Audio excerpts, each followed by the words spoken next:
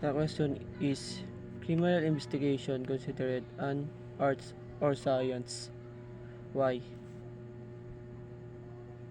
Science because it combines systematic method with skills and judgment of the investigator. As a science, investigation follow a structured processes similar to the scientific method: observation, hypothesis, data gathering, and testing. Forensic science like DNA analysis, ballistic, and toxicology are key tools that provide accurate, replicable, and court administrable result.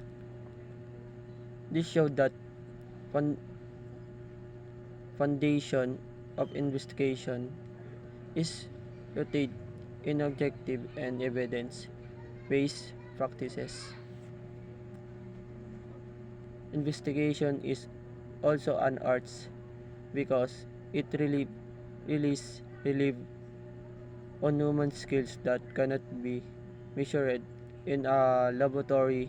Interviewing witnesses, interrogating suspect, and reading nonverbal cues required intuition, empathy, and create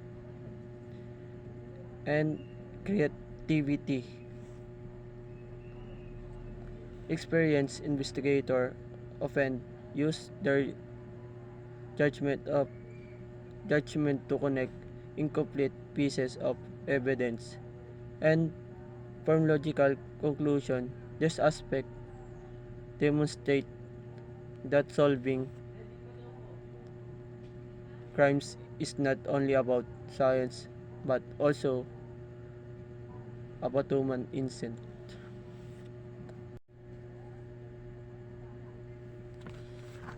For example, collecting fingerprint as a crime scene is a scientific process, but deciding which print are relevant to the case is a matter of judgment.